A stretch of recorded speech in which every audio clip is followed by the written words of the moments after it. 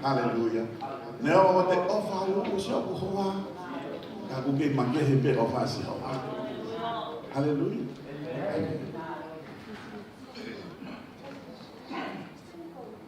Malanga mama hui kosi. Kul me fange yo no hawa we. Ko me be tam sipo ko sia ko ai me. To ki sia fa ke tai mi ta ko na ha ke ta mataki o ta ki to bua ta ko ki yo no. Ai me mana me ga de wasa. Hallelujah. Pohi wa mutau mana ko mau be ai. Ko e bagai no le. Sami te au to to. Bagai no le ano ko kata ai tai na. If you're for family. Hallelujah. Mana to mau be ko le asi ju na ta ni ka wa ko na. E to I lo I be mama. Ko fa na a ki mo to a ko. I ho mo fe for family. Hallelujah. Praise God.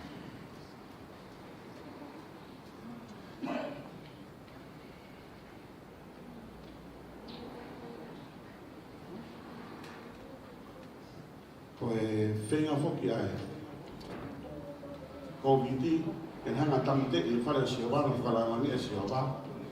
Tes mata ke me ka mai siwa ka tal ko lo fenga na to ke o no te fa ta me ma siwa ka to I lo te fu ma ke ha. Ke fa no fa ki. Amen. Bagai ko no le no fo fa ta ka ngai fo.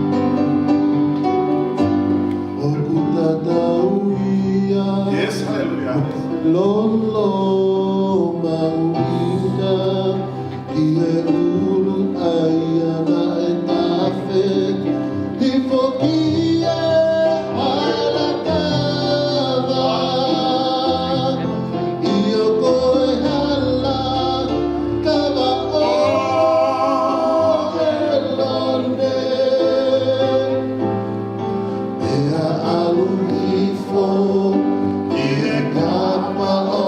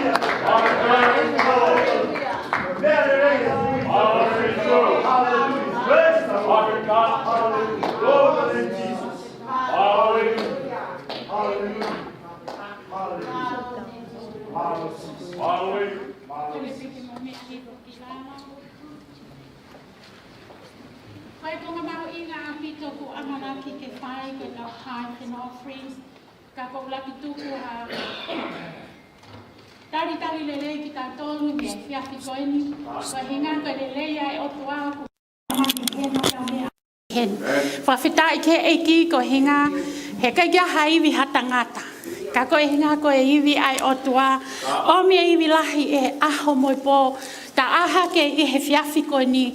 Oku ke iai pea e manawa lelei ku iai pea ai o ke iai pe o tua kai ke toi liliu. Amen. Me tau tangata ke tau tangata ku tatau ai pe a Sihova. Sihova me he kohili, Sihova he lolotonga, pe ko Sihova pe ai amana kilele ke he kahau. He's the God of our tomorrows. Pea ko ula tupe ke whaia to haki I whanongongo. Ke whanongongo ki he koe ki responsibility peni a siasi he talo e tau hiki mai ki eni ko pau peke I loi ai mea ke tau whai whekau aki mo e safety e tau whanau.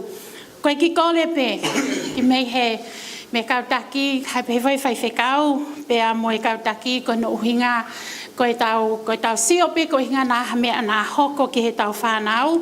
Ko kole pe ko osi ko e ahoni o kutapuni e tau keiti ko na kuawa ko na tau mai mea o mea lele. Ko hono uhinga pe ke ua na toi alu e tau whanau ki o lere hole I hala na te ria na nau lawea. Pa ko kole lai tu mo from the bottom of my heart ki he angai tau ngawe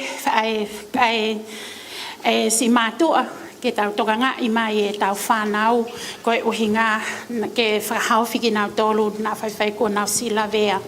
Ko hono wā e whanonongo, ko I ngā kuia e tau ume ale ai mui ko ngai piano o ki he whare ko he hololahi, ma kore atu pe ki a motolu ke toi toka ngā ipe e tau whanau me iai.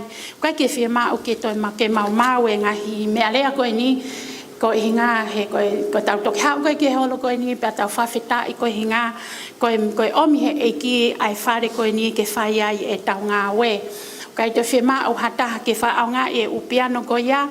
Pea mo whanga ki mea kato pe pau te mō wakai hake. Ke whangi mea whotutu koe, mea whotutu I mui. O au ki he whare e Sunday school. Katoa pe ke tau totoka ngā I pe o wai move holo e umea. Pea ka pau lewa whaaonga I pea move pea toi whakafoki pe ki ai. Ko hono tolu koe kore pe. Ko tau tolu e kau youth, ko tau whanau. Mo ofa mai o nofma pe I lot faleni o ai te o tu takai hole tu he lolotonga e tau service kai uhinga he mui pe e whanau I a motolu ke nau tu takai holo ai for the sake of our little one ku pau pe ke tau toka ngai malo ko hono tolu ko toi whaka announce at ko prayer meeting on Saturday o ku whai tawanga maheni ke au whai he 5 a.m. in the morning ke 6 a.m. only 1 hour o ku atai holoni I whale lahini ke whai ai e tau prayers I he aho sapate atokonaki ko ni ku hoko mai ko mo tolu te mo lava mai mo mea mai ki ai. Ko hono wa osi ai tau ki whanonongo ko prayer warriors team e kamata ia I he ahoni. Ka pau ko haipe o kuia I taktaha e ui e takotoa pe. Pau ke whema o ke kau I he lotu, ke he tau lotu e ngahi mea kone o tau forward wai. Only 30 minutes o tau whema o ke tau heni. He sapate kotoa pe ke tau lotu. Koe hoki ki hafa e nawa pe ke whai ai tau lotu. Koe uhinga ke tokoni mai ai e ki. Ko hai o whekau ki ai. Ki nofo I whopeni half an hour. Ko ia, ko hono tolu ko e tau whoki ke he tau tithe and offerings. Nau ki mua ke o omi e flofola koe ni a matiu wa he watolu vesi watolu pe na tapua ki ilahi au pito au. He na e kau au I he tae whai totonu I he tithe and offerings pe au kai ke o maa ke o lea akia pe a koe pore pe ia ka tau tolu I he tau koe ni koe wafe wataha ke toi whai totonu ange e tau ngā we pe a koe hinga koe ofa ki he otua. Ka teu lau pe me he vesi watolu ke pe he koe wahe watolu o matiu teu lau atu pe ai vesi watolu. E mana ia a ki moutolu koe kau tangata tohi mo I whāresi. Koe mālua loi, koe uhi o kumou tuku hau I he mini, mo I aneto, mo I kumino, ka o kumou tokanga ki he ngahi mea mamafa o I whono. Koe whai to tonu, mo I loto ofa, mo I tui, ai to tonu ho o mo whai e ni, kai oua na ari aki ena. Amen? Koe kulau koe ni pea nai tāpuaki I ai hokuloto pea toi whaka ai lahi au ki he tauni I he wafe e wataha. Koe tāue ni o laka ki mua, koe tāue ni o whai totonu, koe tāue ni o talango fua. Koe te aha mea na ia whehala ki he wafe wanoa ko os alu atuia. Kai ke tau tau tokanga ki ai. Koe mea u tau tokanga ki ai, i he lau koe ni, koe lau ia sisu ki he kau whare si mo e kakai tohi. Mo e kakai koe na eke he kau sat disease pe koe kau scribe. O whegu lau hi fo e ni pe au si o le vai, ai uhinga koe na e whai ai koe ni e sisu koe ni ai whakaloto lahi i he ahoni ke ta lawe ai pata lawe ai kakai ko hiri o lawe ai i he ahoni ai talango fua pea koe tai whai to tonu na i whai pea he kau whale si mo e kau tangata tohi he kapau na i kai ke nau whai to ke nau kapau o koe hame ko ilo i ai na nau tai whai to tonu he koe mea peni na i lea i koa sisu o kunau hanga neglect, pe kunau hanga whakangalo i, ai mea o ku mahu inga taha. Amen? O ku ikai koe mea koe o ku ke mau koloa, o ku ke mau pake hanga o futa aki, pe ake hiki si ai. Ka kutala mai koe koloa koe o ku ke mau, i he palo veape vahe tolu vesi hiva vesi hoki he vesi ongo fuluk pehe. Whaka apa kia si hova. Aki ho o koloa mo e uluaki fua o mea katoa pe he kua tupu. Koia e whonuai ho ngahi where oko i he mahu. Pea e whonuai mo e waine fo o me ho o ngahi tatau anga. Amen? Ko tau koe ngahi fua ia e mao me he ngahi talango fua. He koe mea koe ka pau te tau sio ke vesi koni nau lau atu. Nai hanga he kau whare si o vahe hongo fulu i pe. Ai mea pe tolu. Pea tau pehe pe ko spices. Mahalo pena nau pehe mahu inga. It's really value. He koe benefit o spices koe ni. Malava pe ke whai aki ho kuki keifo. Pea malava ke hoko whai to'o i ta healings. Pea malava pe ke hoko ia koe lolo. Pea koe mea mirimiri ka ki taua. Ka pehe mai o ki kai koe kou la. O ku ikai ko siliva, ku ikai ko mea koe o ku ke mau, o ku ke pehe ko ho mea, pea ke whaiteri hape ai. He ko mea ko ni na nau whaiteri hape, what they have to give. Ka ko nau violate lewa ai tuto uni mo e whikawa e commandment ai otua, whaapa ke si hova aki ai mea ko toa pe o ku ke mau. Amen? Pea koe mea hono ulu aki. Pe koe poini hono ulake o kou try ke o mai. Lava pe kia tau tolu koe ko ho o li koe ho tithe and offerings. Pe koe hape hao whake ku whai. If you do it with the wrong motives or wrong reason, ko no hinga i koe he kai ke mawai o te ke hea i o hange koe kau whale si koe ni. O kui kai koe hinga ho whaki, kau hinga ke mawai hao position. O ki kai ke huinga hao whoaki, ko hinga ke mawai your own benefit for your own, ke lawai, ke mawe ko e ha mea whekau aki pe mo mea ho fie mao. Ko hana huinga ni he te ke fiu hono whai, pia ke tafoki pia ke alo. He ka pau he kai ke mawe mea ki tau mua ki ai, you're going to turn around. Pea ko lahi ai ai hanu, pea lahi ai mo e palo palema, pea lahi ai mo e mau ai seasi he aho lahi, o au mai ki he ta oni, koe hinga, you come with the wrong motive or why you giving your tithe and offering. Make sure why are you giving it. Ta foki ki a sione vahe tolu, vestaha ono. Because nane whaki hono alope taha, ko hinga ko ia tui piki tai kia te ia ke ne mawai mo uitanga tau i kai auha. Amen? But that is the right purpose, my right motive o ku whima au ke iloi, ke aua na whaiwhai ku ke haua ke ai hala, mo e ngahi mea tau mua ke he, ka ke iloi ko no hinga ia ko mai he otua, ai o ku tau whai ai mea koe ni ko hinga ko tau ofa ki he otua, pe tau ofa ki hono siasi, pe tau whai ai ene ngā we i he me alele i ko toa pe. Pe ka pālewa ku tau whai ai ngā we i he ofa, it will be motivated by love. O koe kai ke whai ha o hinga koe hinga, he koe mea ia hono ulaki koe whai totonu. I he koe foi mea tolu I he mea nau lau atu I he vesi wa tolu. Koe mea tolu na e tokanga mai ki ai e ki ka te au I he pongpong koe I he fiafu koe ni.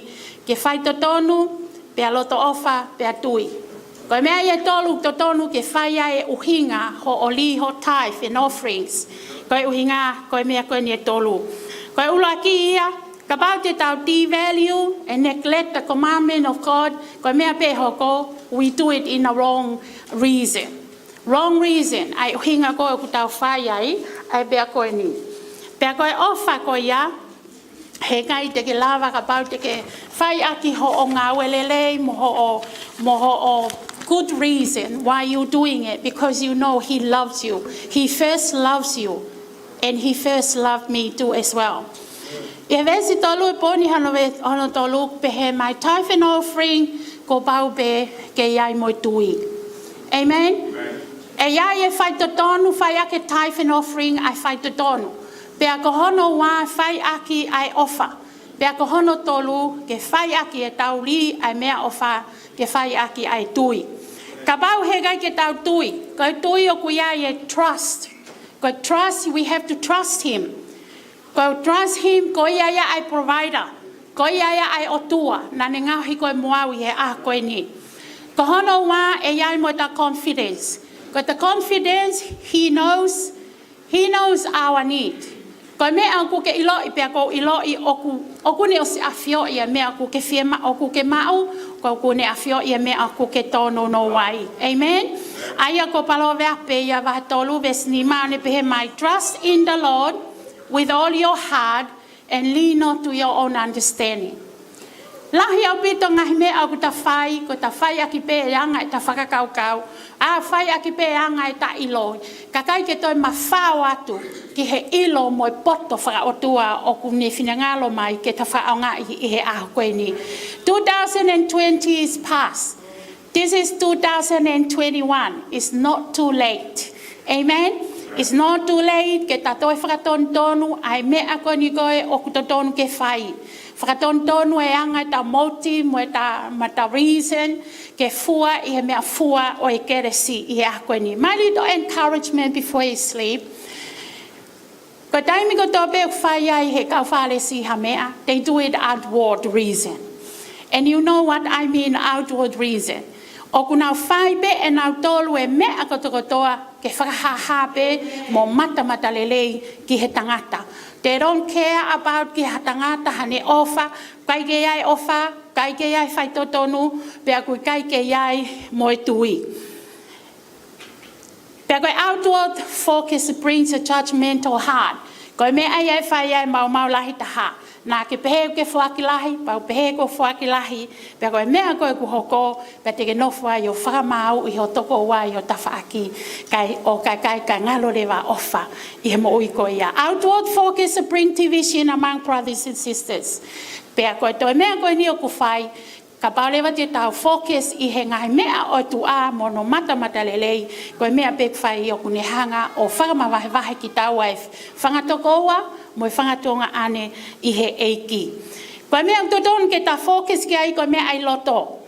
Inner man, it's real. Koe outward man, it's not real. Koe whai totonu ho whaki, ko hataha manawahe ke Sehova. He kai ke toi whakakonai, he kai ke toi whakaai, it going up, koe manawahe ka Sehova, it's automatically doing what is right to do. Koe ofa, ka pau oku, koe tau whai ani koe ofa a kalaisi nei fu whai mai ka te koe he kolosi moau. That's why we're doing it. Pea koe tui, we have to trust Him. Tui o alu whakataha pe mo trust Him. Ko kore pe ki he onga asake na mea mai ke winga ke tānaki e tau mea ofa, pea ofa ke tau pekina ki mo tolu he eki, kai whai e tau lotu, ka tok tātā mai ai pea pikiesi. E o tua ko mau whakamalo mo whawheta I ke he awhiona. You are the greatest. Ko koe ai o tua ko mau mana vai, ko koe ai o tua ko mau tuu ai holoto ngai a koe ni. Ko pasi atu e ngahi tau lahi. Pa ko aluen ke mau whakatoto la a e o tua. Ke hangot ngahi tau o lahi. Ke ua te mautou e whakamoreki. Ka mautou o tou I he mooni ai a Fiona. Tāpe kina ki mautolu ka katoa e o tua ku nau malawa ke whai e whoaki. Ka tāpe kina mo ki mautolu hono ko toa kui kai ke lava ha whoaki ko inga for other reason. E ku koe ku ke awhio I a mea kotoa pe, tāpe kina ho kakai he whiawhikoeni, tāpe kina e whai whekau mo hono whare, tāpe kina ai kautaki mo nau ngai whare. Pa tāpe kina mo ki nau tolu o ku mea mai heo pe, tāpe kina mo ki nau tolu o tua ku whea mo uike a Fiona, ko inga koe ahoeni, ko wawe mai, ko tua e a Fiona I e matapā, ko e tuki mai, ko e ahoeni ke mau turi ke whai tonu, ko e ahoeni ke mau turi ke mau ofa, ko e ahoeni ke mau turi ke mau pe mau tui e o tua hakonga peheni, I o hoa whasi se uko mau whamo ui. Amen.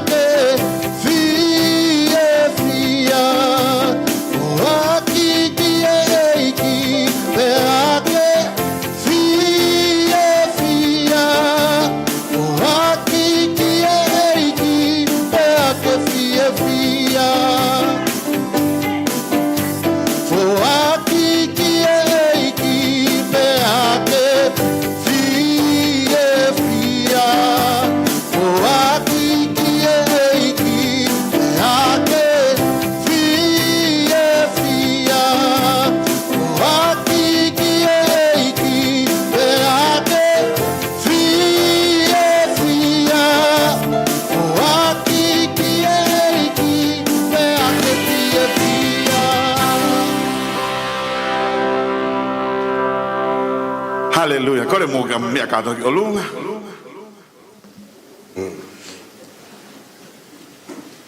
Turn to your neighbor and say, this is the place to be.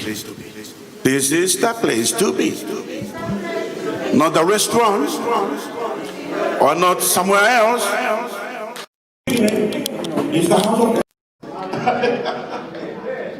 Hallelujah. My hand up bless. Wahana po tapak ni mana tapak ni mana. Teka yo lo mana tapak ni mana. Wahana tapak ni mana. Dia suka me kau pe tapak ni mana. Kahati mo me ata kaya isi malam mano. Kena tolu ya. Kau mana te maule le kau hiba me akol wa maule le tu be mai mon nanti mui. Kau tahu alfa ni kat kau olua mafana. Kau kan olua mafana. Kau fakapari ni mana be mo dia. Hallelujah. Kilulula ko tawagi talangi ay. Tako mi ake ta mafana maube. Hallelujah.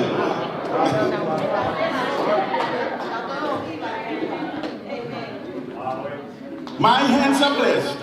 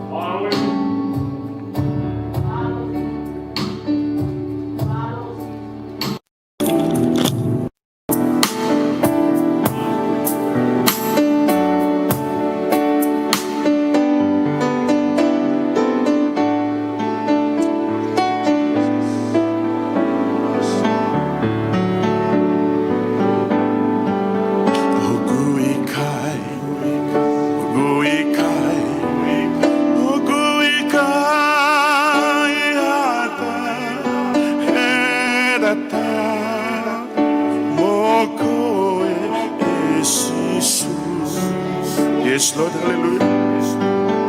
Ogu ikai, ogu ikai, ogu ikai hata edata moko esisu. O tua malam, o tua malam, iheme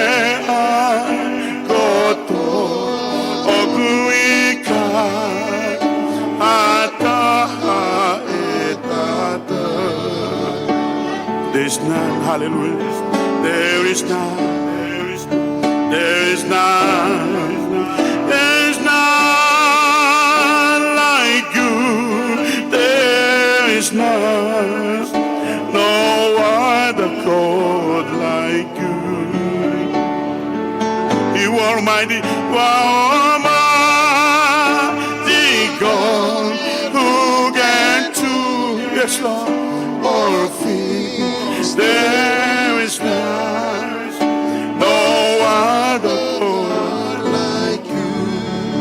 Everybody sing, Ogu Ikai, Ogu Ikai, Ogu Ikai, Ogu Ikai, Ata, Edata, Moko Esisu, Odu Amalava. Oh, tu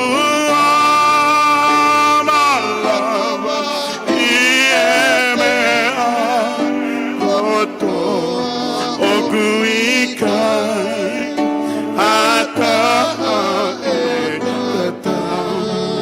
There is none, yes Lord, there is none, there is none.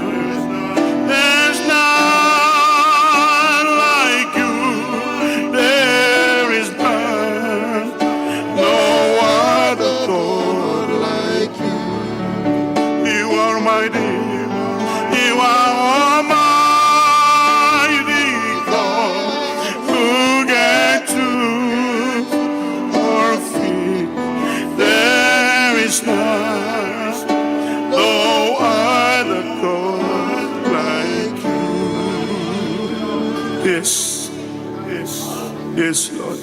Yes, Lord. Thank you, Jesus.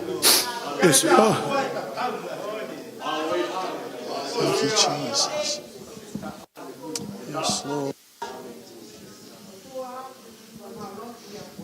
Yafko en o kui kai be hato ta tauia ai afiona mau fa malo he ko uhinga ia me ak mau makehe ai ko hinga he ko o tua ak mau tau hiki ai o kui kai be to ai hano ta tauona mau fa malo ki he lelei mo ta puaki ko ke hanga ta puaki aki hosiasi mau lave monu ai e hoa ko eni ko e hoa whakakoloa mau hao whakawhanongo ki ho wholofola eki.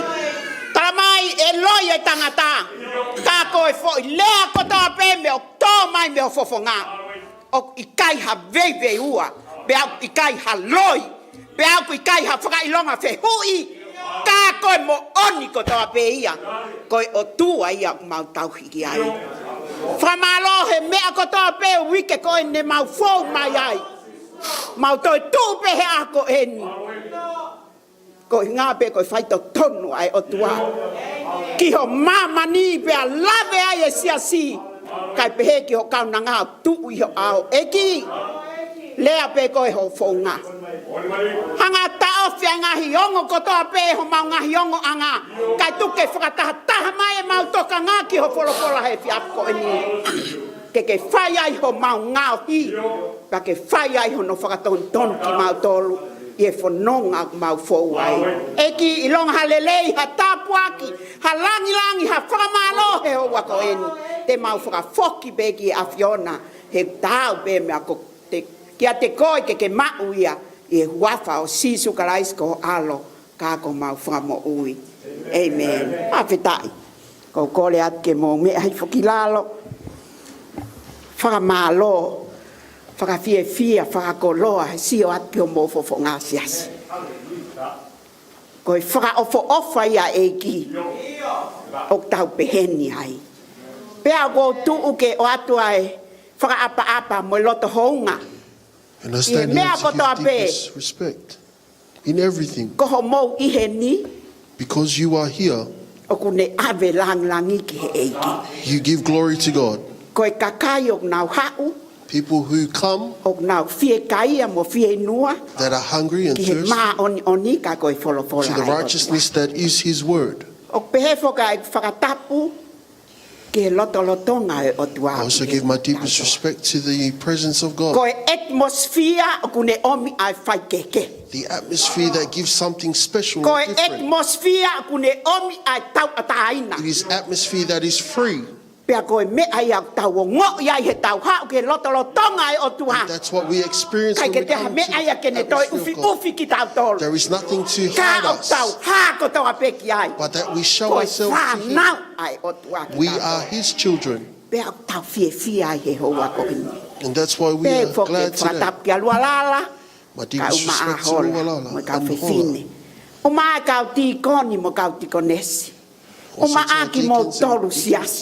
To you church members,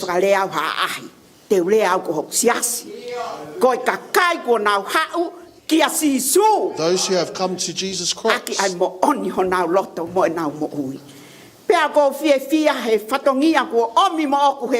I'm happy for the opportunity I've been given. And I accept it with humility in my heart, that I would come with a word for this new year.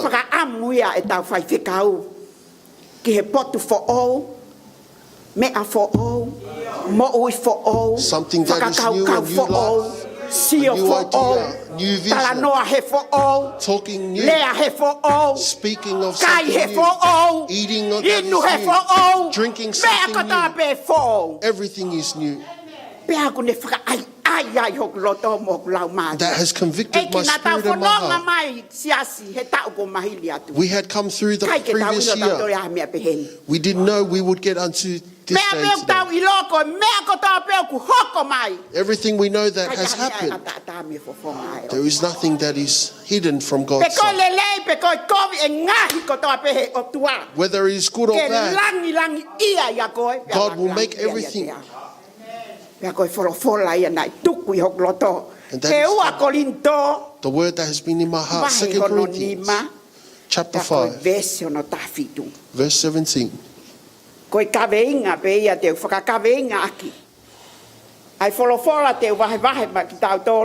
idea I bring for us today.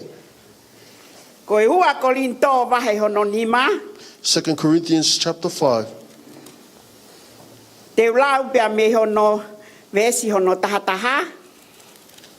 I will read from verses 11 to verses 17.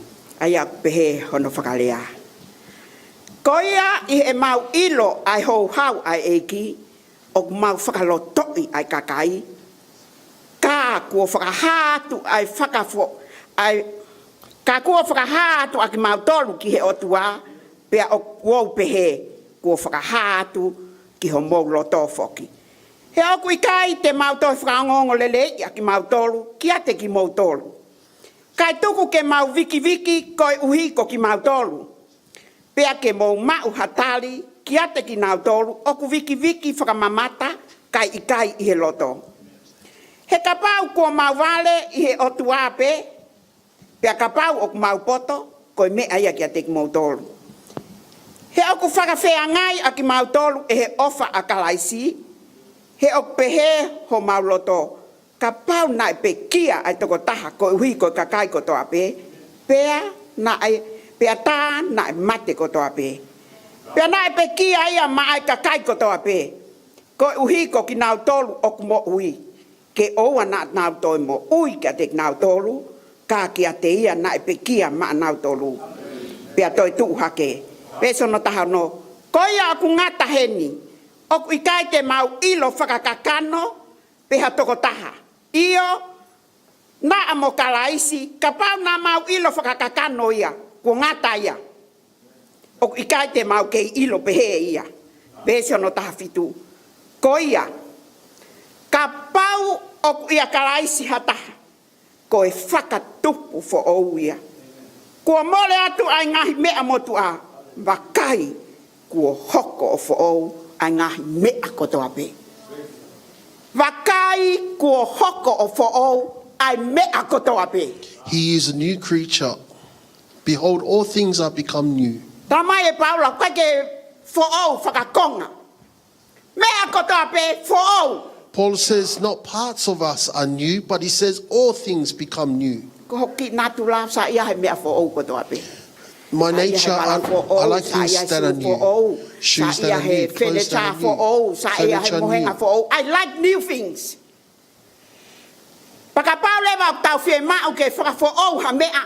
Oku iai pe kakai ke nau fixe mea koia. And if we want to renew something, then there are people who come Kapau to ke fie fix mau that. ke whakafo ou ho whenecha, te ke au ke whale whenecha. If there is furniture you want E kai renewed, te au ke you will take it supermarket to furniture. o mai mea ha whenecha. You can't go to a supermarket Te and ke alu buy ki he furniture. feitu oku ke fie mau mea ye mea ke whakafo ou. You would go to a specific place in which you want something Oku wa wai renewed, pe ke tau mo ui. even Kapau to our paha lives. ngahi maha ke tau puke he ulu. Wai pe mo specialo ke he ulu, specialist ke he ulu. If we have pain in our Ki he heads, mafu. there are specialists for Ki he that. konga kotoa Or to mo our tau hearts. sino he toke tā. Or there are E doctors for kai ke all hau ha parts of our toke tā body. whai ta wha ulu ke ne whai e ha ta wha hawae. There is not a doctor who will play surgery on He your koi head mea or pe your o feet. kuako ki ai, koi ako pe ke he ulu. Because all that doctor has trained for is surgery Pe ako e ku pertaining to your head. whakakau lewa. Koi tangata fo ou. And so I thought to myself, a new man, O kui ai e special man ia ke fixe tangata fo ou. there is a special person to fix that. He kai ke lava he whai whekau au. Liliu koi ke hoko koi tangata fo ou. The pastor cannot change you to become new. Ka tala mai he vesi, ka pau, ka toki iai. A kalaisi ha tangata. Koi toki whakatupu fo ou ia. He says, therefore, if any man be in Christ, he is a new creature. Kamata he vesi na tau lawe ki ai he vesi tataha. From verse 11, we've read, Tange Paula ki Korinto. Ko mea tatau pe tau fo wai, ko mea tatau pe nai fo wai sa Korinto. what we have gone through is what the Corinthians have experienced also.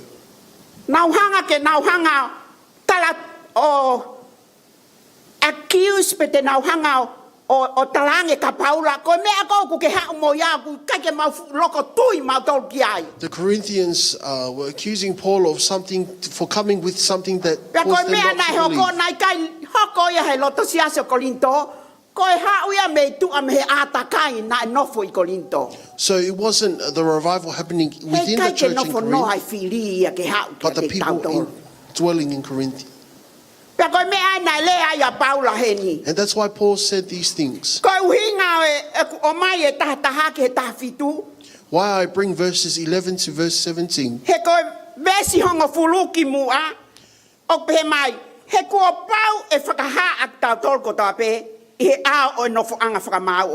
Because in verse 10 it says, we must all appear before the judgment seat of Christ.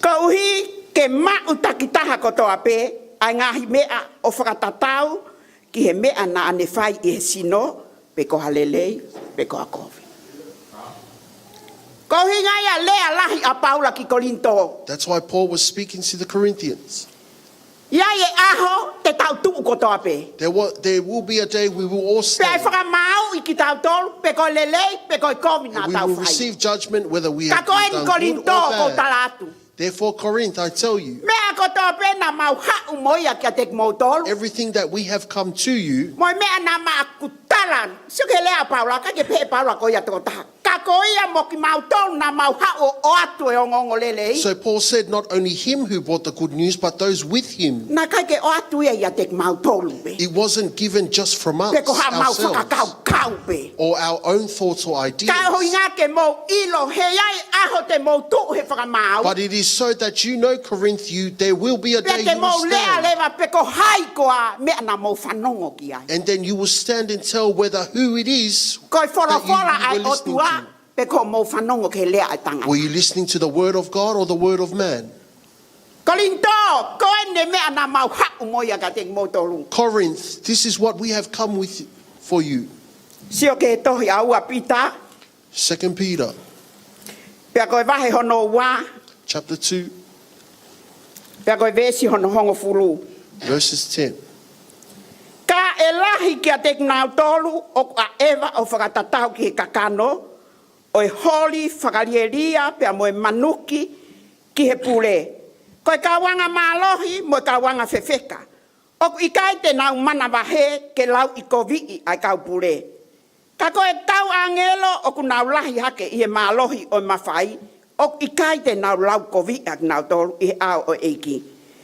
Ka ko ki nau toluni o whakakakano, o hange koe whangamanu ta e loto. Tau ngata he. Tama e pita. Koe kakai o nau lea ta e whakaapa mo nau whaiha mea ki he kaupure. Tala mai he tapu mo ki tau tolu. Kau ai lea na mai wholofola. O hange ki nau tolu ha whangamanu. Peter says, and calls people who speak without respect for those in elders or eldership, says that they are likened unto Kua animals. ngauhi ke mo ua mo whaka auha o nau lea kovi ki ngahi mea I kai te nau iloi. Pea e auha au pito ak nau tolu I he nau kovi a nau tolu. He says that they will speak evil of the things they do not understand and will utterly Koi perish in ngai their own mea aku corruption. vili taki pehe a paula ke kakai ke nau ilo. This is why Paul is telling the Corinthians Ke nau ilo mo oni pa me he loi. so that they know the truth from He koi what mo is oni ko false. ta pena e fight ki ai a paula. Koi mo oni ai wholofola. Because every Fight truth- a paula ka ni mo oni whakai tangata. Every truth that Paul followed was the Kaya truth ha of the mea word. tau tu o pole I he ako ni If ko there is- wholofola ai o tua. If there is anything we can O e stand tala mai and na be mo in oni a support wepa of, mo will oni be the hepa mo oni he ko tau loi ko tau pe tau word. mai. It isn't about who said or We who all said what. lies. Ka ha mea te tau tu ke tau ave ko wholofola ai If o there is tua. something we can stand to share, it is the He word tala of mai o God. ma oni one o tua. ia Because ka it mo ni says God wholofola. is righteous. Ka tau whakawhetai tala mai he vahe. Mo tau whakamaunga e ka veinga e ako ni ka toki ia kalaisi pehata. But like it says in the idea I bring, if we are in Christ, Kai ke tau lava tau tolo mo oni. we cannot bring Hei our kai own ke tau truth. lava ki tau tolo whai mo oni e lotu. Ka pau hei kai ke nofo mo uia kalaisi. We cannot come wholeheartedly and serve God in church if we are Koi not in fo o Christ. uia mo oni. That is a new, He koi mea ofa ia e otua. because that is the gift of God to Ka me us. he tono no e tohi senesi. Me From uraki the atama. fall of man in Genesis. Taimi talamai he kamata anga o tohi senesi. Mea ko toa pena e whaka ofa. At the beginning in Genesis, Wahe it says uruaki everything wahe was ua. beautiful. Whaka ofa. In verses chapter 1 and 2 of Genesis, it says everything was created Tau to be ki beautiful. picha nge lewa whaka ofa ko ia. Let us picture in our hearts that Wahe to lupe li liu e whaka ofa. Oha. Kovi pe angahala. we see the change in Genesis chapter 3 where everything changes from good to bad. Wahe to lupe si ono tanima. Chapter 3 verse 15. Sio ko tau whaunga mo tau whakatutu. Nā kai pehe ke tō pe pe atuku. O staramai tu ke rawat. Wahe to lupe si ono tanima. Pe te tuku a tau whei a ia te koe mo i whewhine. Pe a kiho hako mohono hako. E laiki eia ho ulu. Pe a tene whakavolu eia ho mui vai. Ngata ni mo fefine. Ngata te ke whakavolu koe ai mui vai o fefine. Ka koe fefine te o mai au ai tenga moi fua tene moloki ho ulu ko kalai si suia. Amen. Ko tangata fo ia ku tala noa ki ai Paula. That is a new man that Paul speaks of. If you are in Christ, that's when you will truly become new. We will pray for many years. The old man is still has power over us.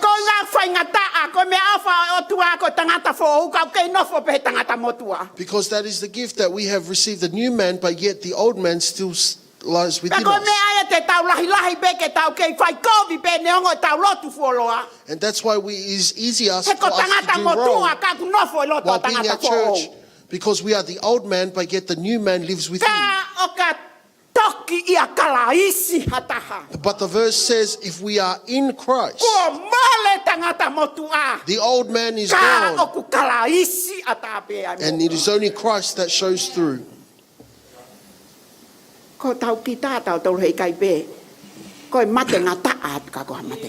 It is difficult for our old man to be gone with.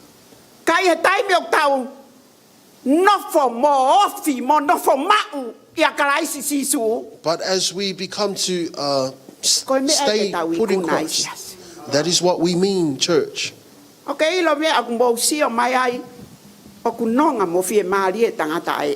As you see why our man of God has peace and calm, because he knows in his heart the church is the church of Jesus Christ. We are only stewards, but he has peace in his heart because whether he has done right or wrong, God has seen it all.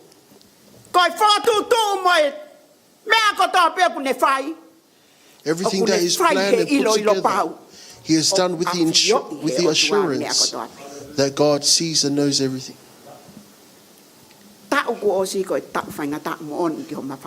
Last year was a very difficult year for my family, but we held our peace. Even though we shed many tears, but our hearts were still. Our hearts were still that we would seek the face of God. Even at the time where it was just us two, me and my husband. But we continue to seek Christ. What was his answer for us? We shed many tears. But that's how he creates a new man, so that there is no showing of the old man, but only the new man shows forth. That is the new man the word speaks of. But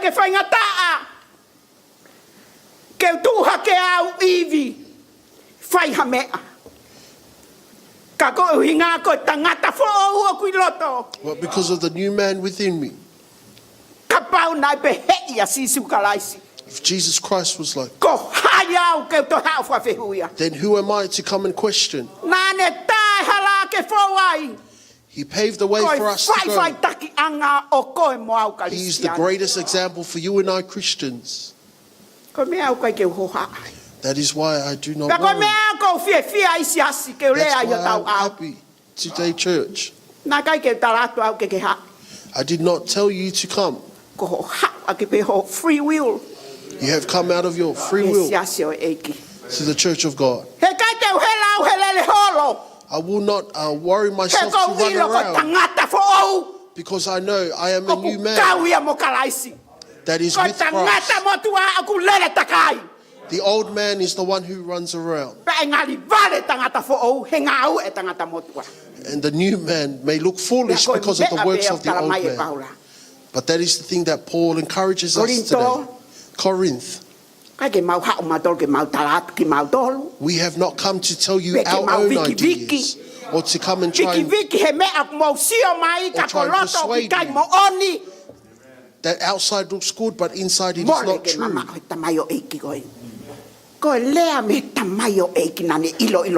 These are words from a man who was assured in his heart. Because in Acts chapter 9,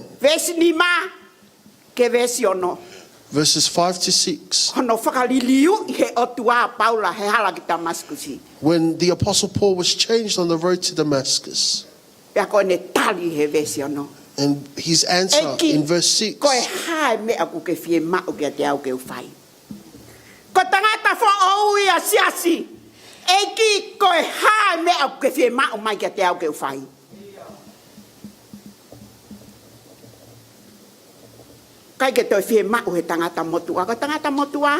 it's all about me. The old man only worries about its own happiness. That is the old man. Only worries about itself. But the new man, it sees you. It always looks into the best of others. It does not look only at itself. That's what Paul has shared to us. Romans chapter 6 it says, if we are with Christ, who can be against us? If we are with Christ, then why are we afraid?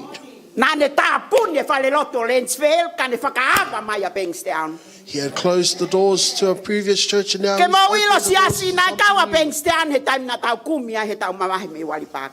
this place was also a part of how we think. Why has this place opened up to us now? That is the God that we serve. Amen.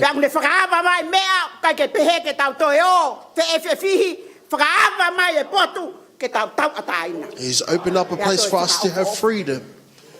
That is something for us to know. That if we are in Christ, it is true that everything is new.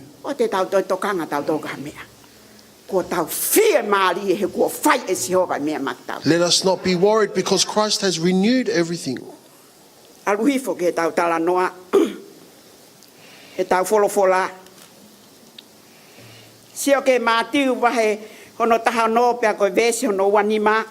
Matthew chapter 16 verses 25.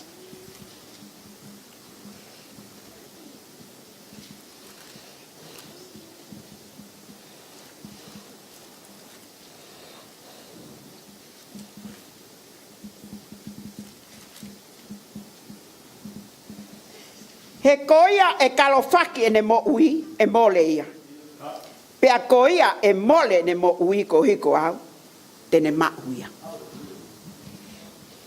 Ko tangata fo o uia. That is a new man.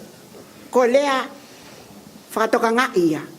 Ai lea ko lea malohi kia te tauto. Look at the words, they are powerful words for us. Koia tene kalofaki ene mo ui e mole ia. Whosoever save his life shall lose it. And whoever loses his life for my sake shall find it. Whoever releases the old man to be passed away, he will live. But whoever still holds on to the old person and still holds on with them, they will lose their life. Let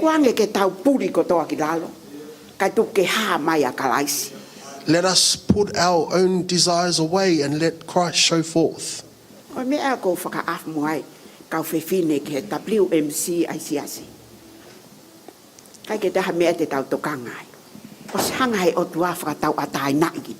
God has already given us freedom.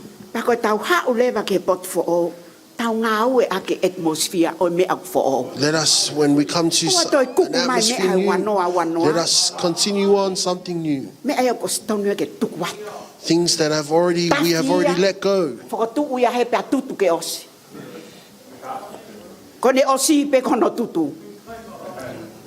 He ka pai tuku tai tutu e toi ki tolo mai ia. Veve ko toa pe tafia pe ave tutu. Ko tangata motu aia. Ko mate mo onia. Kai ha mai ko tangata fo. That the new man show forth. Ko tangata fo o ia tene whakatupu le kina ki tau tolu. The new man will help us to grow spiritually. Ke tau tu fie tangata pe That fie we stand. he aho e whakamau.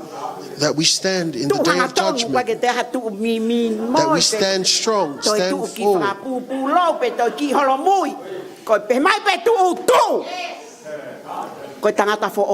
That is the new man. There will be no old man standing on the judge. For they will be cast into a fire. But the new man says, come. Mea tau ilo koe tau lotu fai whawhoi tui tui. He kai ke lotu e fai whekau pane awe ai au ki he man. It is not for the pastor to Ko pray e and ku for lotu, oneself to mo go. ene lotu. Our prayers Fai together. whakato foi tui tui. Pea koe mea e ko le iai ki tau tō. That's what encourages us. Lahi pe ke tangata. Whawhanga pe tangata fo ou. That we still Ko continue lau to mali feed the old e a man. o tua whawhanga aki pe mea kulelei. The Spirit of God will continue to feed us what is right. He ka pau te tau nofo lahi ke tangata motu a. Because of the old man. E haa ia. He kai tai haa mai ia. The old man will show if we continue to hold He on to it. kutala ho tau ulunganga toto nu he taimu hoko ai palo palema.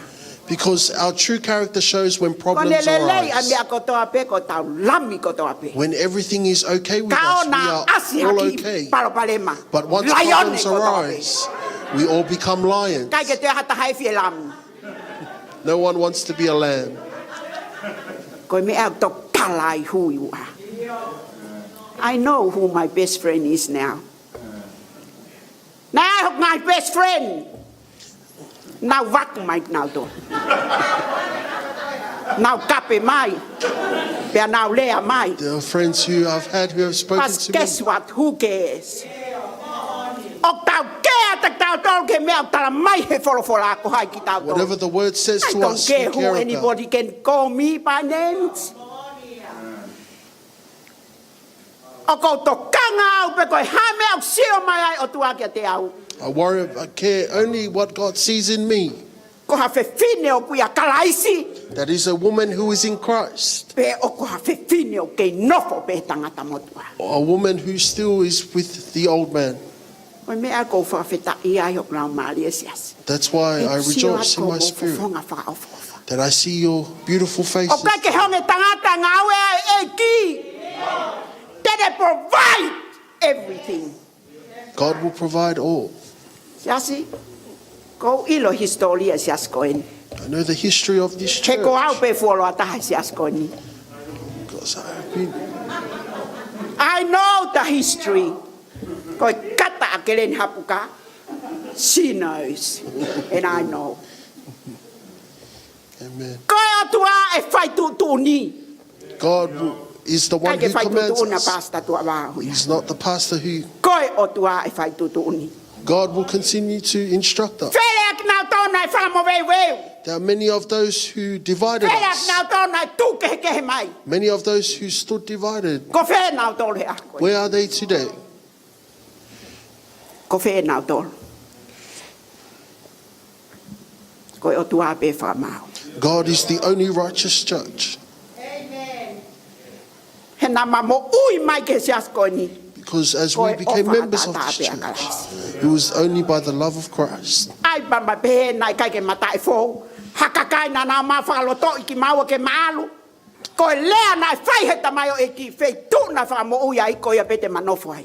That's what we spoke with the pastor wherever we were. Pe ko ia pe me ai fai ai he iki ho tau ngau. That's what God will do in making us, working us. Pa fe tai.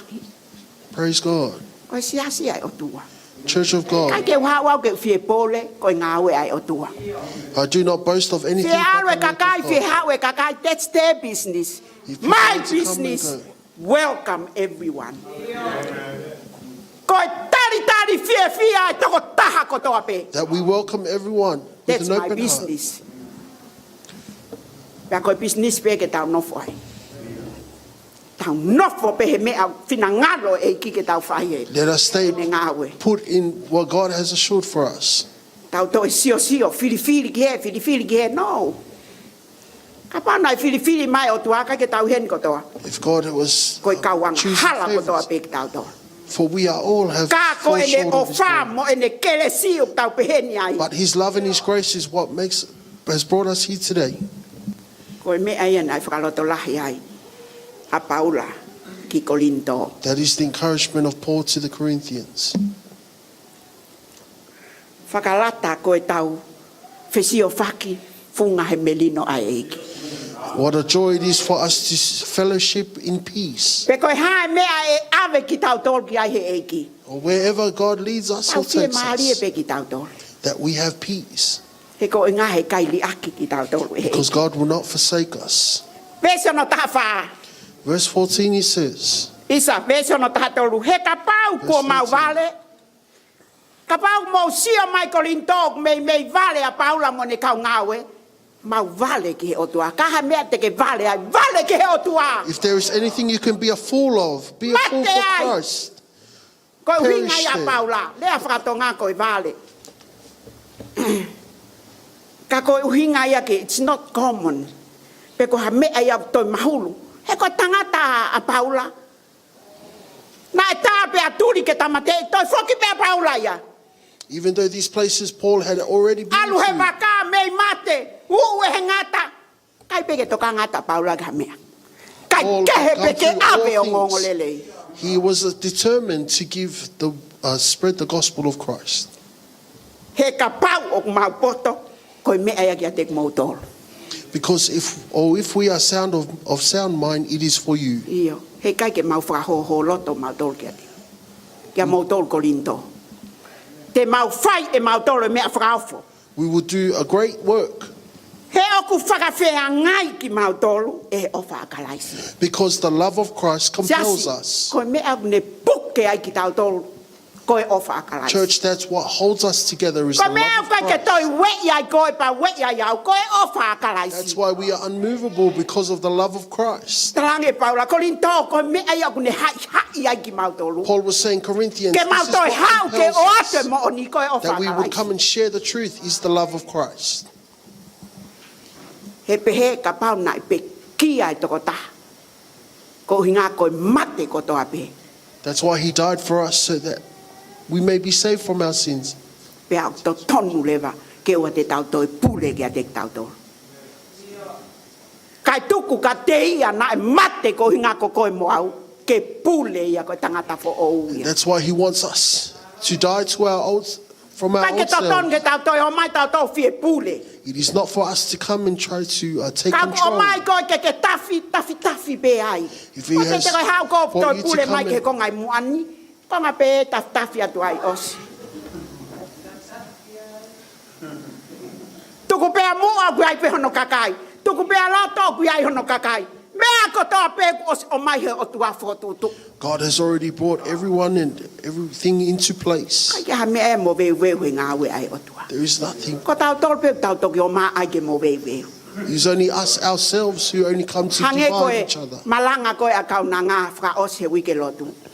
Like Koe waka, o koe toko the taha ship. whaka uri, There is a captain to a ship. o koe toko taha ke ngahi ka pati, There is o someone koe to... e kuki. Mea ko tā There's a pēu cook. o si oange ke nau whai. There are already roles given to people on the ship. Hei kai te ke kuki ka ke hau ke hori ke whaka uri. There is no cook who wants to become a captain. He paku ho whaka uri ako. Mea ko tā pēu o si om he eiki. Everything God has already put into place. Koe mea ofa ko tā pēu ne o si om. Mea ofa ia te koe, ai ke usi lava e au. Every gift He Mea has ofi o given, om there ia are te au, gifts you ai have, te ke I lava ia cannot. koe. Gifts I have, you cannot. Pea tala mai, tau fie mahali e pē And ai. He tells us, let us have... Te tau toi hori ke have hopo ki he, peace. hopo ki he, hopo ki he, te Let tau us he la not be ia. worried about being in every place. We will be burnt out because this is a long journey, it is a marathon.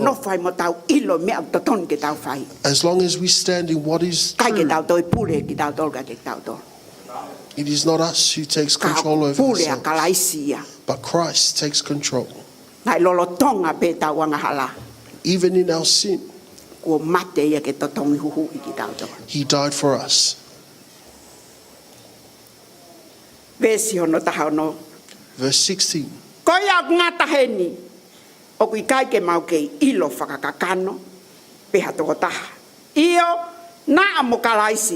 Kapau na mau ilo whakakakano ia kua ngata o kui kai te mau kei ilo peheia. Kai ke tau ilo whakakakano he koi o tua maoni onia. We do not know God in flesh because He is holy and righteous. Efeso vahe hono wa koi vesi enu kua tau makuloto. Ephesians chapter 2. Efeso vahe hono wa Ephesians chapter 2 verses 8 to 10.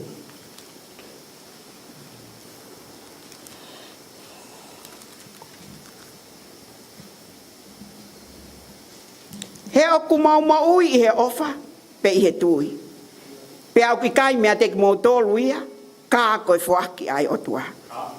O ki kai iha ngai ngāwe te ria nā mō pole ai hatangata. He ko ene ngāwe a ki tau tolu, kua whakatupu ia kalai sisu, ki he ngahi ngāwe lelei. Aia ko tomu a tutu uni e otua, ke a ewai a ki tau tolu. Kai ia mea e te tau whai e ta. There is not one thing to mea ofa nai o mai he otua.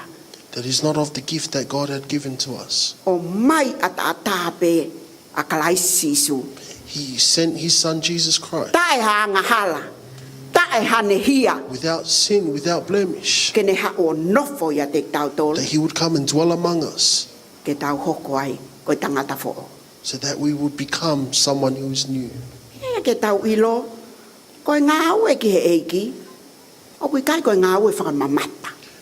Working for God is not just something we do from outside. But the glory of Christ is that it works in our soul. Let me tell you a little testimony about my life.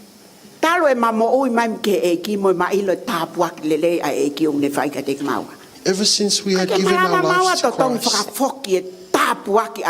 we have known of the blessings Christ has given us.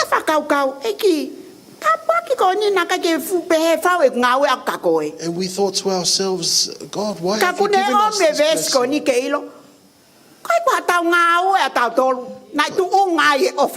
In Ephesians 2, it reminds us that this is not of anything we've done. Whether you've done something right or wrong, and that compels us to do the work of God.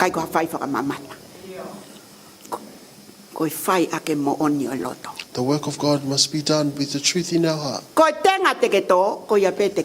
seed that you plant is what you will reap. Everything you do for the presence of God is not in vain. Sometimes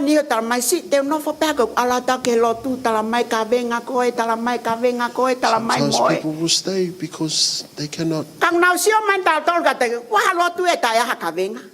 Is there any church without its obligations? Is there any church that has no giving?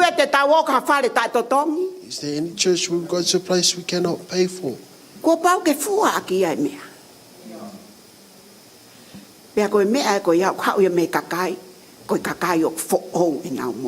And that comes forth from people who are new in Christ. That is one thing.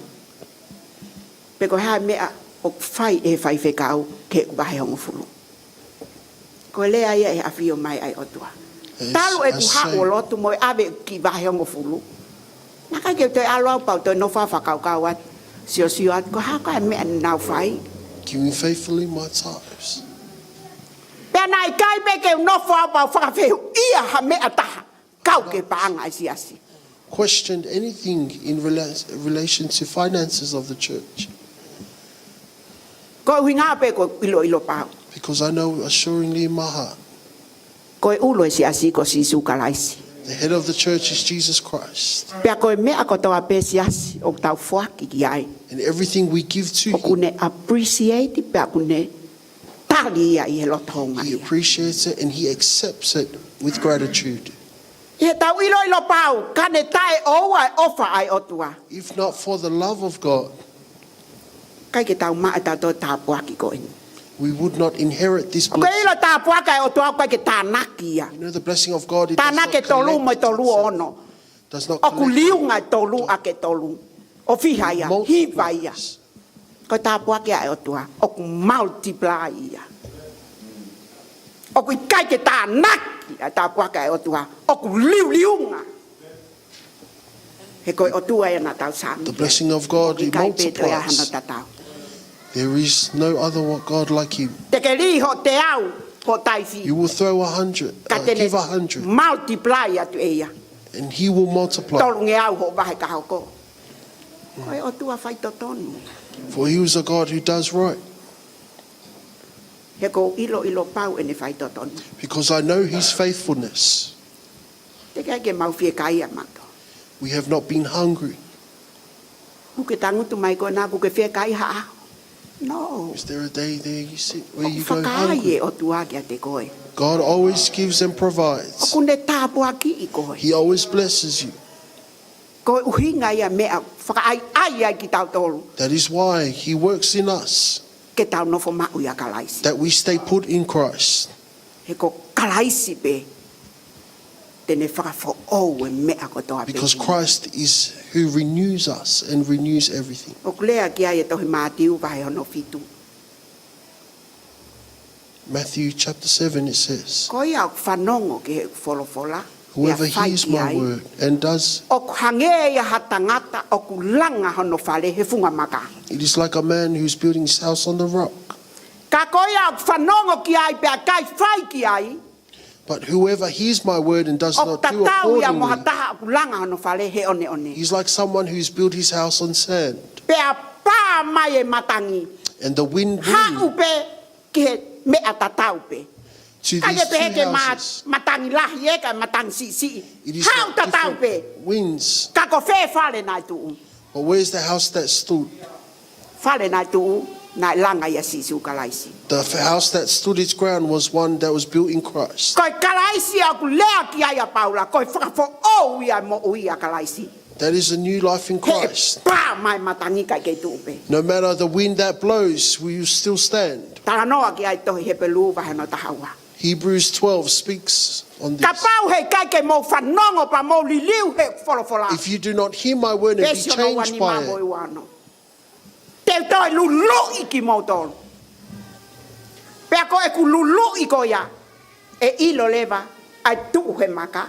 Mo tuu he one one. from there we know who stands on the rock He and koe who stands maka on ko kalai sand. sisu.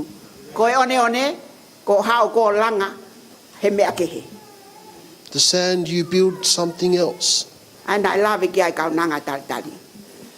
Like Te ke our welcoming fuaki ko person uinga said ia to mea us. kehe. You will give only Pea to koe pā mai receive. pe matangi ko si holofa o ki whale.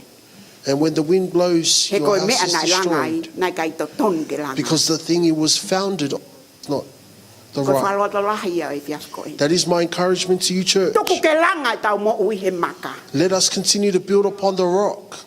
He koe kuonga ko ene o tau tuwai. Because this time we are living in, Koe kuonga e au tala noa ki ai wholofola. Koe kuonga ne ke aratu ke whakakato ai finangalo e otua. these are the times we will complete the will of God. Koe na o stara mai e tohi senesi. Hei kai ke tau mate ko toa pehe tau anghala. Genesis says that we shall not all die in our sin. Ka tene o mai e tenga he manawa e whewhine. That he will bring a seed forth. Na tau tok whamanatu i ti sema ai alo i e alo kalai Si su kalaisi. We were remembered in Christmas how Christ was born to us 2,000 years ago. And that he died and rose again so that we may be forgiven of our sins. And that we are to share this news, this gospel. Good news. That is the good news we should receive in this life. That is our greatest opportunity, is in the Son Jesus Christ. Because he came humbly. But as we are preparing to go to the new year, that he comes and returns as a righteous judge. And that we will only receive him in our new state. That is encouragement for us, church. Let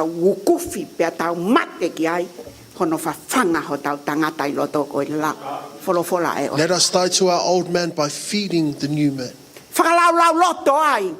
Let us meditate upon it. Let us live it. Let us think to it. You will produce many fruits in your life. We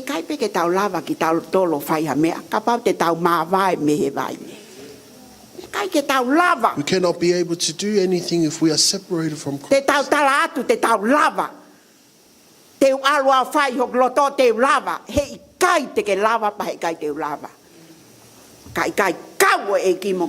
If Christ is not with us, that is the only way to claim victory. We cannot in our own strength receive the kingdom of God. The new man, that is our blessing. As we go on from the month of January, continue to feed our new man with the word of God. And let us see him do something great in the new man.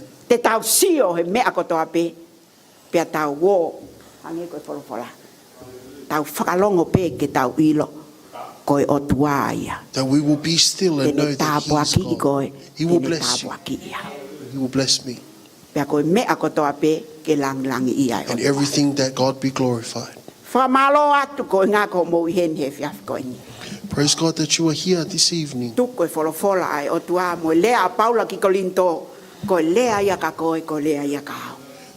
That the words of Paul in Corinthians is for us.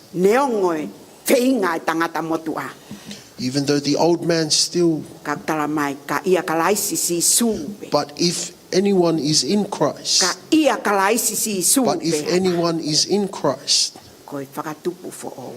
is a new creature. Everything of old has passed away. And everything, behold, everything is new.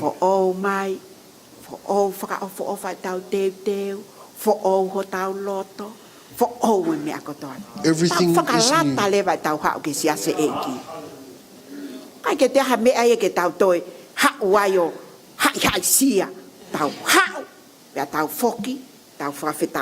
Let us come and go and give praise to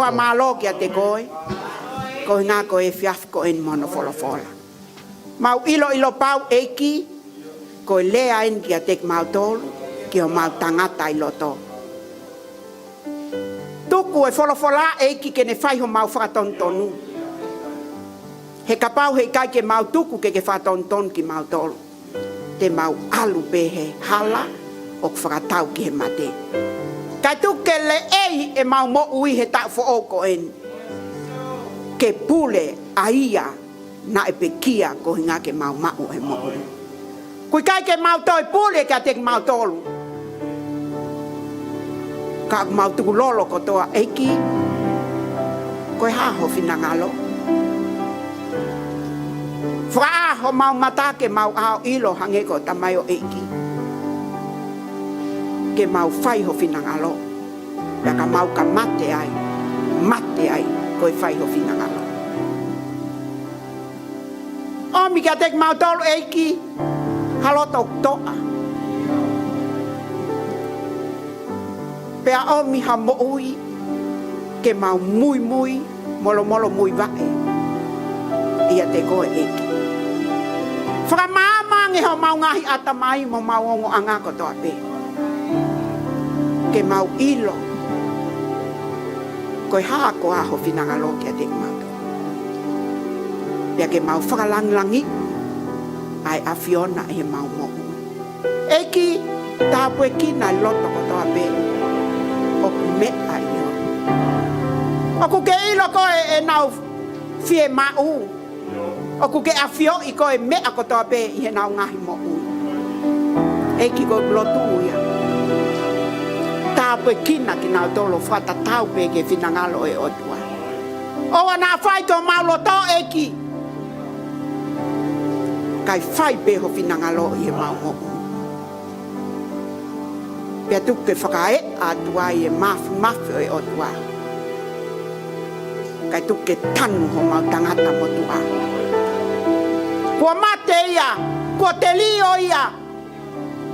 Kua toi tuku ia nā ke whai. Ke tala mai io. Kua fo au e mea ko toa pe. He ko kalaisi su ia. Ko ene o whaia. O kakato he mea ko toa pe. E kie, awa te maulo tu ki whale mahaki. Ki ho kau na ngā ki a leona. Tāpe ki nā tu honolo tomo ene mo ui. E mau ilo koe o tua whai to tonu koe ke te ngā. Koe ha ho fo tu u ki o kau na ngā. Whai pe e ki ho finangalo. Maulo tua ate si mo ui a Moses e. Kai mo ui a nama. O mau mana tua atak nau toro ki he a popula e ki. O ki ai ho mau ngai family toto nau i ai. E ki ala koe ho fo ngā ke te nau toro. Ke whaka mo ui o whakatatau. Pea mo e wholofola e a koe. Whebe ha bote mau i ai. Ko ho palo mesia. Hei kai ta e aku ki ai e lea e mo ui. Koe good news i ai o tua. O mau lawe mo nua i e a koe. Neo ngoi mau tae tau. Neo ngoi mau tarangata a. Kaku kei ofa mai pea kalaisi. Ko ngā ko palo mesi na kai tu unga ia hia mau ngā ue. Ka koe palo mesi a tata mea ai o tua. Whatapu yang ki mau tolu pia moi wike fo ou a manake mau au ki ai eki. Tuke mau kei tuu pehe mo one ai o tua. O wana toi omi ha mea ke whakal. Vei wai a ke whanonga mau whai he. Kuonga whakaosko e mu. Kai tuke mau tuu maku ia te koe. O whai ai o finangalo. Mau kore kotoa ai ngahi malo hini pe.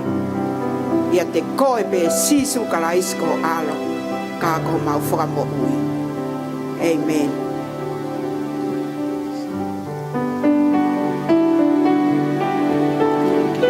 Oko mai whewhekau.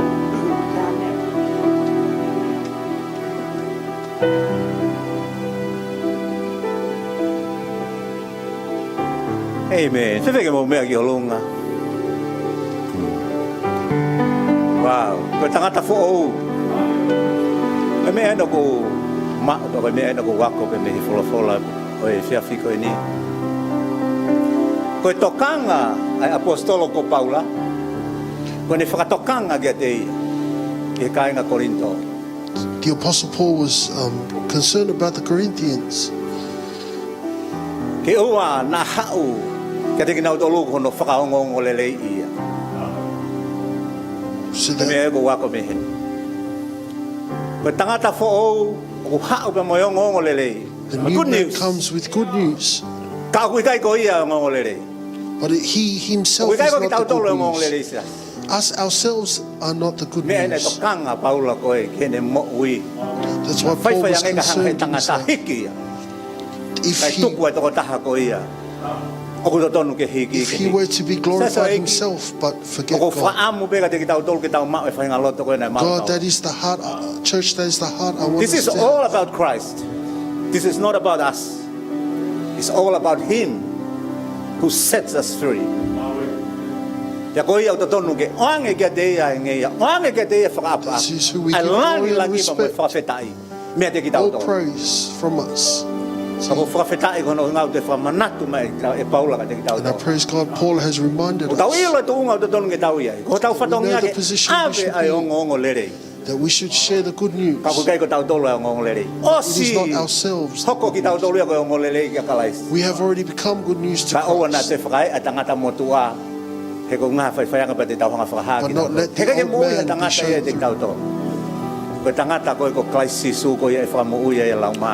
That Jesus Christ is the one who receives us. Thank God for His faithfulness. And the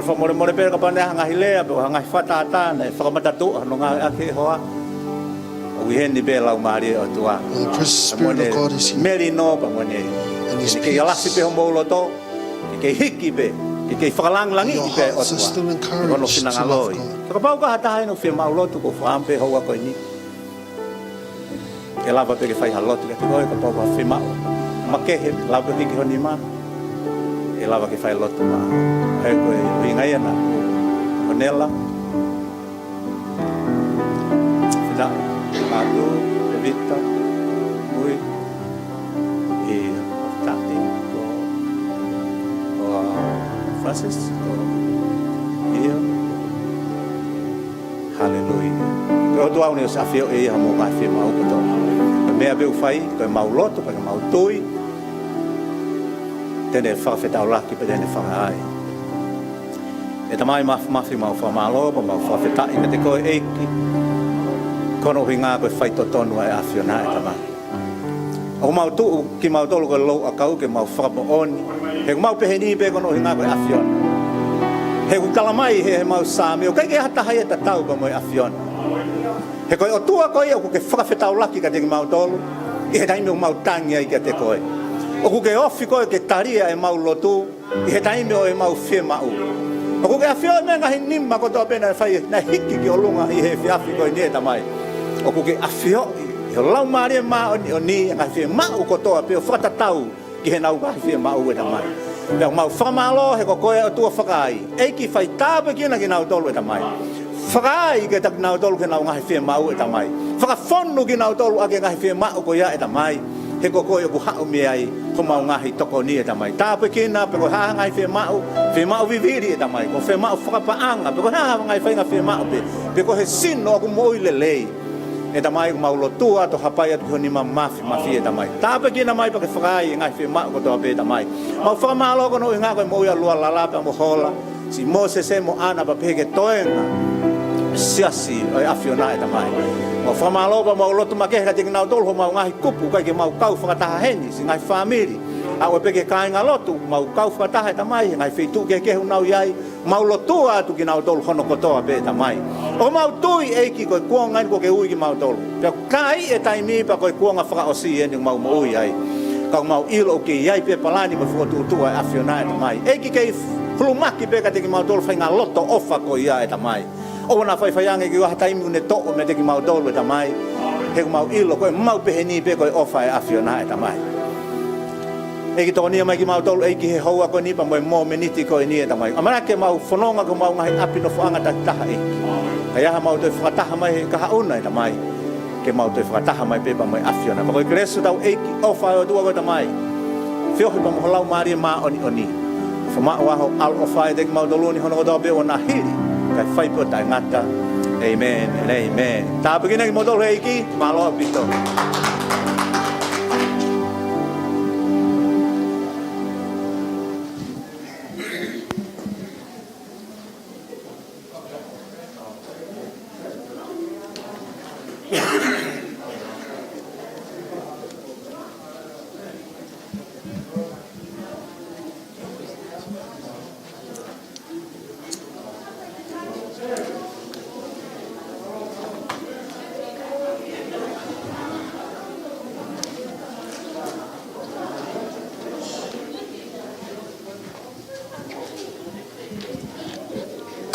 Ko kore pe ko mo tol go whekau mai ko he poa warrior.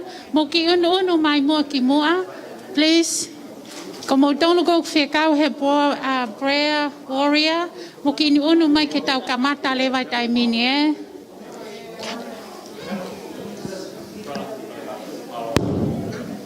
Siu.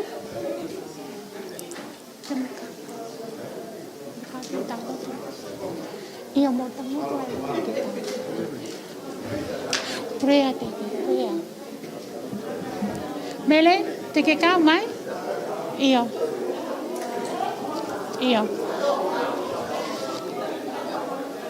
mo he mo ata mo wa lawe me aka mau ko to hia na me mo ata mo wa lawe ta me aka me ria ko ni ko siwen mo me ya